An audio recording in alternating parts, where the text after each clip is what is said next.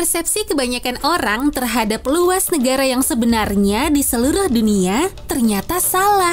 Dan kebanyakan alasannya adalah karena kita terlalu sering melihat peta dunia yang itu-itu aja. Kayak Google Maps, Apple Maps, dan ruangan kelas di seluruh dunia menggunakan peta ini. Dan ini sebenarnya tidak benar-benar mewakili luas sebenarnya dari sebuah negara. Oke, sekarang mari kita cari tahu jawabannya. Seberapa besarkah negara-negara ini?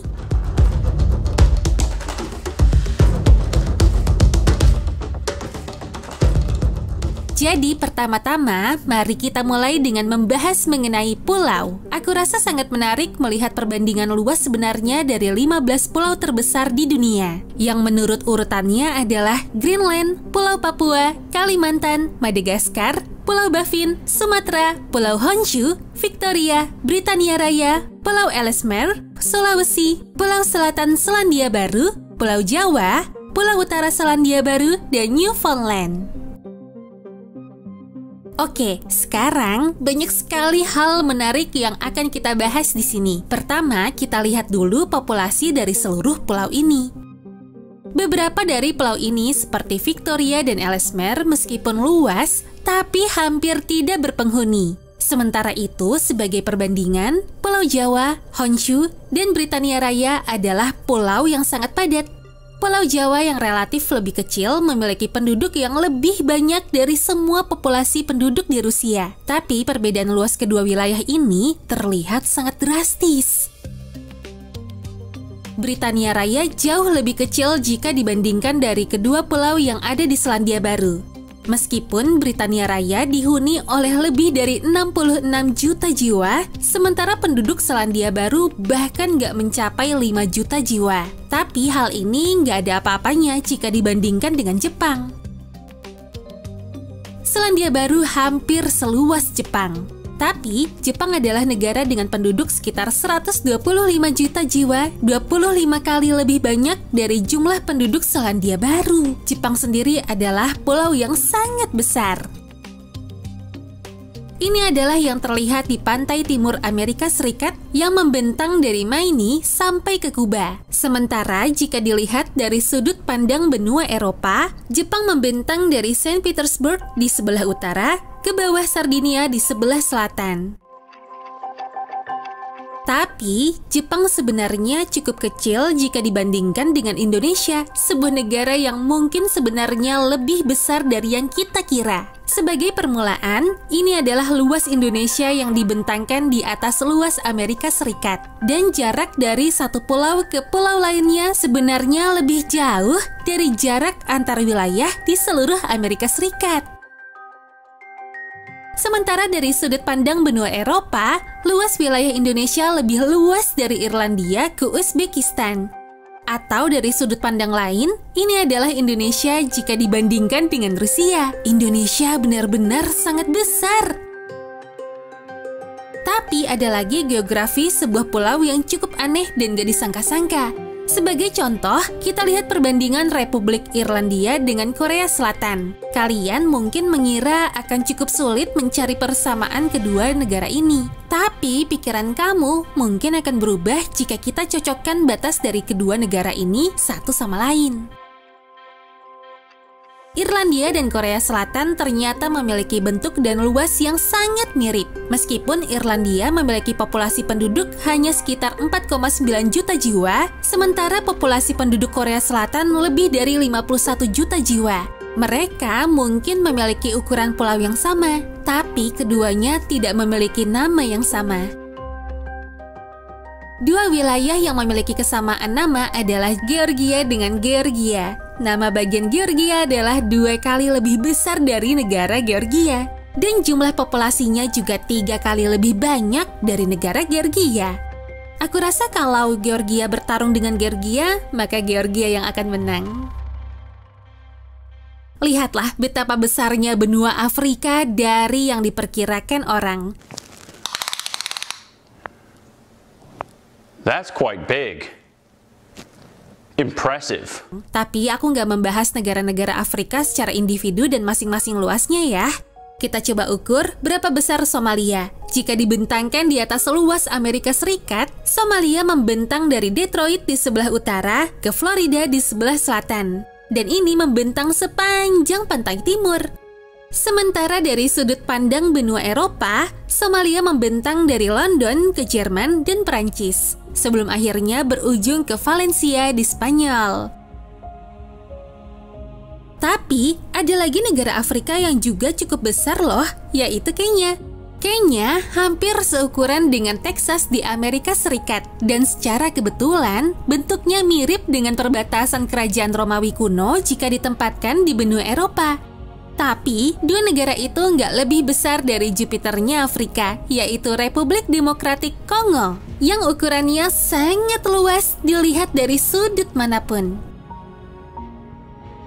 Jika dibentangkan di atas luas Amerika, Republik Demokratik Kongo membentang dari Miami di bagian selatan melewati Dallas di bagian barat, lalu menuju Chicago dan bahkan sampai ke Kanada di bagian utara.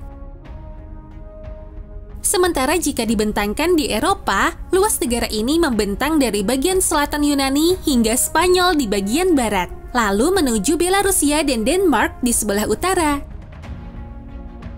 Republik Demokratik Kongo sendiri menjadi bagian yang sangat signifikan di seluruh benua Afrika. Tapi kita masih belum selesai nih. Selanjutnya kita akan sedikit membahas mengenai Chili.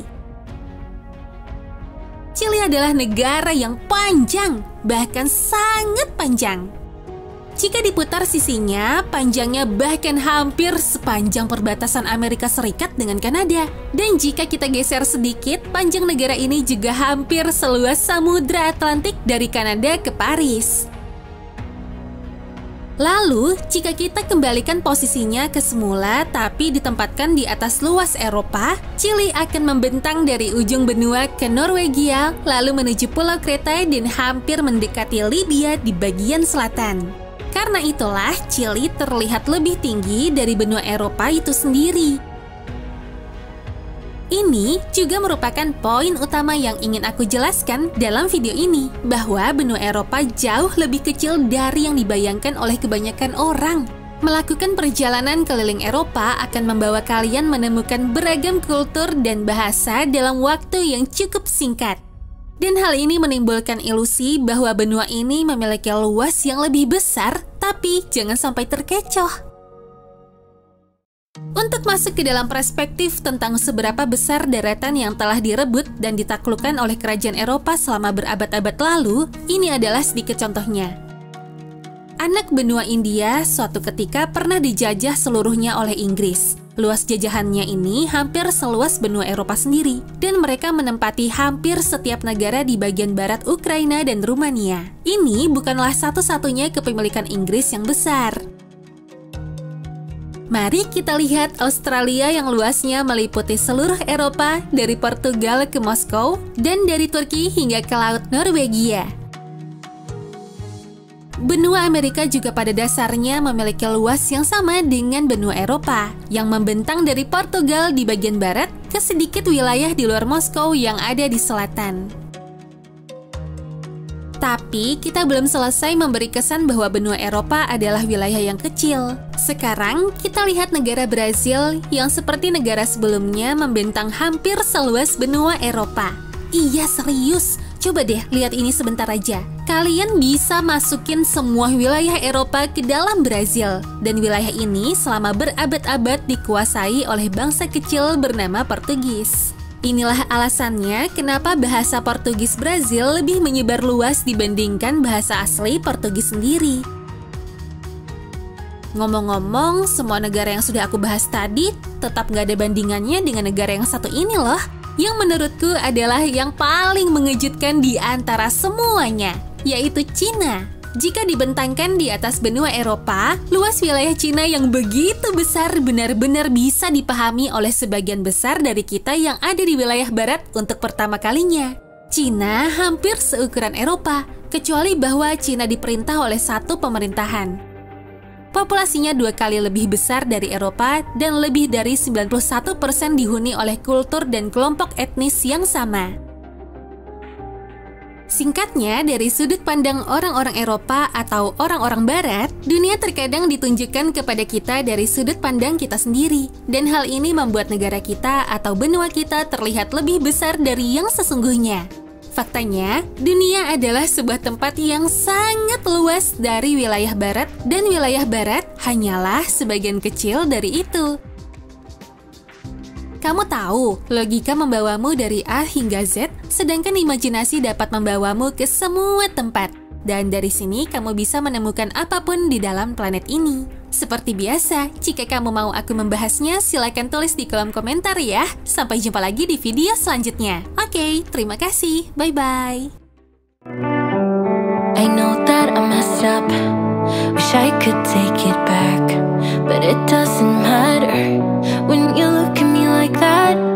I know that I fucked up, but that doesn't work as an excuse. Sorry doesn't cut it, but I'm sorry for what I did to you.